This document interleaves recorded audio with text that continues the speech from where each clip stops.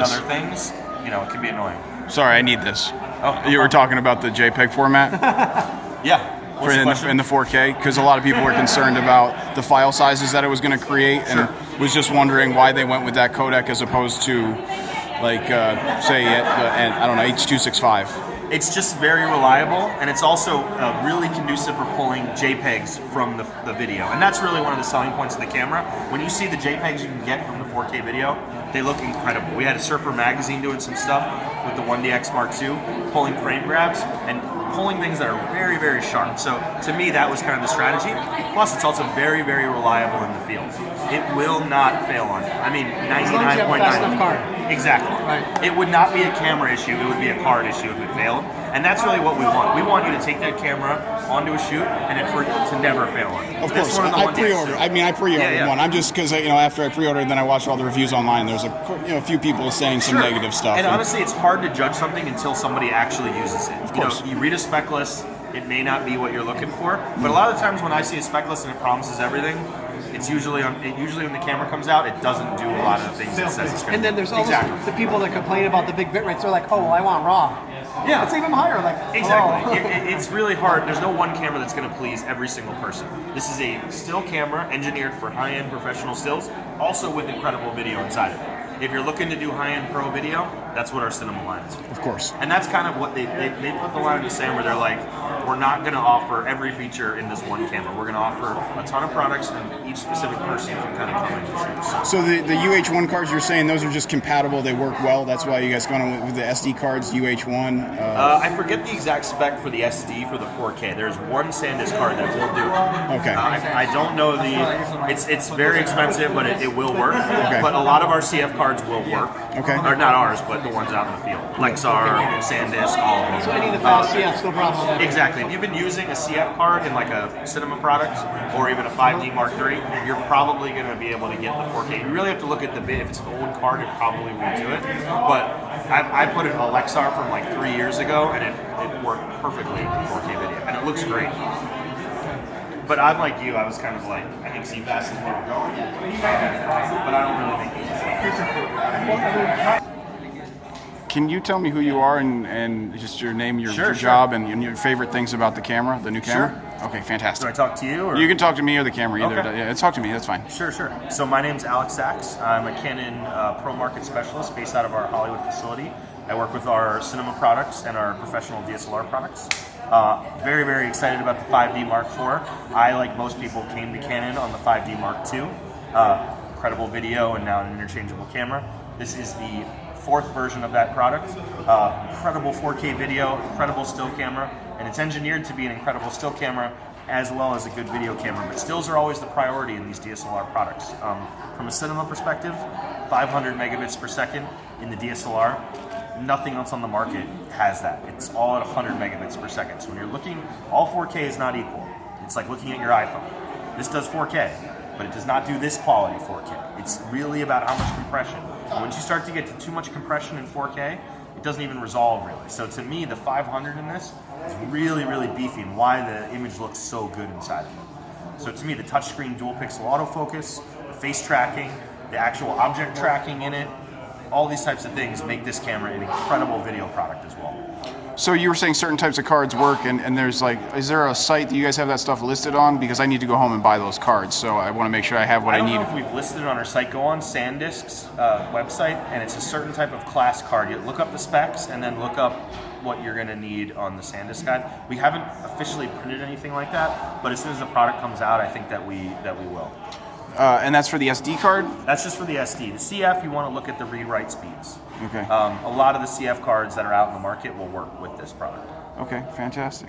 And it's supposed to ship on the 8th. Is that the date? I would, if you pre-ordered it. I did, like first day from B&H. You're probably gonna get yours at like midnight or the next day or whatever. Yeah, so I did overnight delivery. All of our shipments go right to our dealers, and if you pre-ordered, you're pretty much gonna get it right away. And there's no response yet as far as how sales are going, how pre-orders are going. I mean, we don't really publish stuff like that. Yep. But I mean, the Mark III is our most popular product in the DSLR world, and the Mark IV is probably going to be just as popular, if not more popular.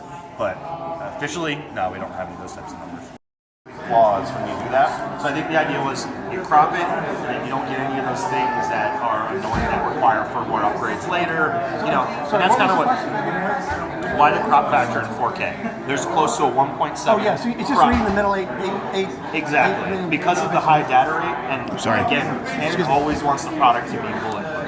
They want Canon's best reputation is that our products do not fail unless you drop it. So the idea is they want reliability over maybe what the newest technology is. They want it to, when you take it in the field, that it does not break. Exactly. So yes, sometimes a camera will come out and be like, why did they do that? And it's like they're really, the thought process is we don't want these products to fail, and they really won't. So do you know how they're doing the full HD from the 30 megapixel? Are they just line skipping? No idea, to be honest with you, what the Because they're technology probably not is in there. pixel binning because I don't think so. I heard concerns of the pixel binning. What is that? I don't understand it. Essentially, if you're going to shoot HD video on a very high megapixel sensor, you're having to like crop it down because 30 megapixels is even larger than 8K. So, and that's because it's a photo to video thing going back and forth. So, other competitive companies have done full frame 4K products that have aliasing and all sorts of things because they're doing this pixel binning. What we're doing is a center crop, which is a lot easier on the processing and things like that. It's just really a philosophy. Canon believes this is the best way to do it. Other companies believe this is the way to do it. And there's pros and cons to both. Does that going to go along with the anti-aliasing filter? Does this camera have an anti-aliasing filter on it? It doesn't. No, of course it does. Well, it does. We don't have. I think you're referring to like the 5DS and the 5DSR, where you can get a camera with an aliasing filter or without. Right. And that's really just for stills. Yeah. It's not going to affect. This one has a built-in one. We offer it in the 5DS and the 5DSR to get it without, because some landscape people are like, I don't care about boring or aliasing. I just want. Can you turn it off in the 5D Mark IV? No, it's just in. Okay. It's a physical. Exactly. It's a physical thing. You either buy it with it or you buy it without. Right. That's the only camera you can buy without. Every camera has a guy. It's exactly right. So, but I noticed in the, what was it, the lens correction, they're saying they do some correction now to kind of reintroduce some of the sharpening that's lost from that anti-aliasing. Yeah, they can do like What's that chromatic mode called? aberration. Right. What's that mode called again? I forget the name. Is it digital lens optimizer? Is that it? DLO? Yeah, there's digital lens optimizer, and Or is then there there's the something chromatic aberration. The whole menu is like, in-camera fixing. It's a lot of the things you do in post. Because a lot of our shooters, like our red carpet shooters, basically go, I have to shoot a photo and have it uploaded in 1 minute. That's the challenge to us. So they don't do any processing. They want it all processed in camera. Right? Exactly. Like that. And that's a huge customer base. So a lot of these features come from like the bulk of people who are buying the product. A lot of us, we're all kind of tech nerds a little bit. We'll buy a camera every year, every two, depending on how much money you got. Most of the people who buy it and work with it have certain demands that a lot of like high-end people actually don't have. So we do a lot of those things for them. And all the ITPC stuff, that's perfect for those guys too. Exactly. Yeah. It's perfect. Yeah. With the GPS. The GPS is so cool when you do that map. So that was, I kind of got it. I don't know what's explained really clear because it's a data locker you have to enable, and then it's just doing a time and a position. That's exactly right. But without taking pictures. That's what he didn't say. It's not taking. It's just you can have the mode and it's just running like all where the my time. Garmin is recording position and time. But you can turn it so if you turn the camera off, it's off. Right. Or you can enable it so it's always on, or you can enable it so it's always off. So you have 3 settings. Can I ask you what you think of it? I own the Mark II, so jumping this far up feels really interesting. It feels a lot faster, which is quite nice.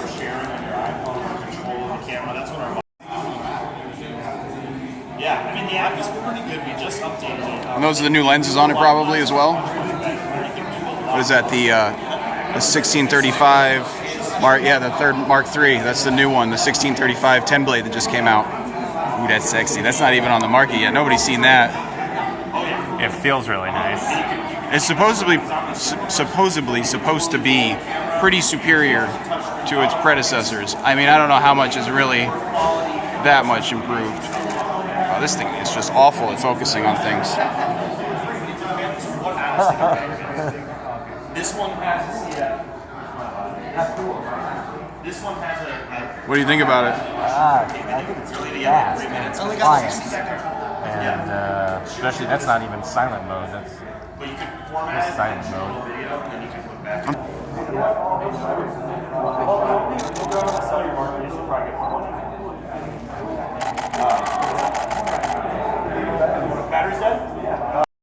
So check it out. I'm inside the Canon Experience Center in Costa Mesa, California.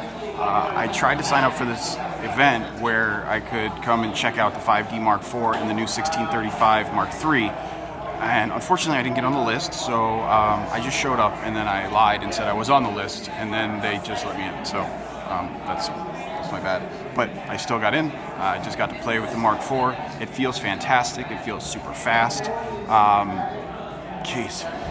I mean, I'm really excited, and it's interesting because as you'll see in the questions that I ask these people, and the text and stuff like that, there's a lot of people out on the internet that are complaining, but no one here is complaining. I mean, this place is full of Canon enthusiasts, as you can see behind me, that are just pumped for this camera. So I'm pumped, they're pumped, I'm having a killer time. Just wanted to shout out and share with you guys what I got from this behind-the-scenes experience at the Canon Experience Center, Experience Square.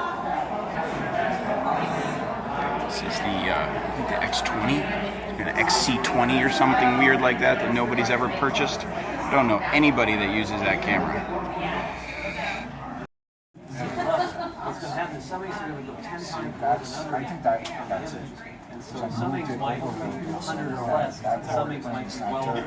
Sir, what are they doing back here? Printing. Oh, what printer? I don't know what that is, to be honest with you. These look I fantastic. think they're using both printers, yeah. Some 2000. Cool. Thanks. Oh, sorry, sir, after you. Just sneaking back to get some shots. I'll need to wait for this to finish processing. So in a moment. Hi. What are you guys doing? What? What are you doing?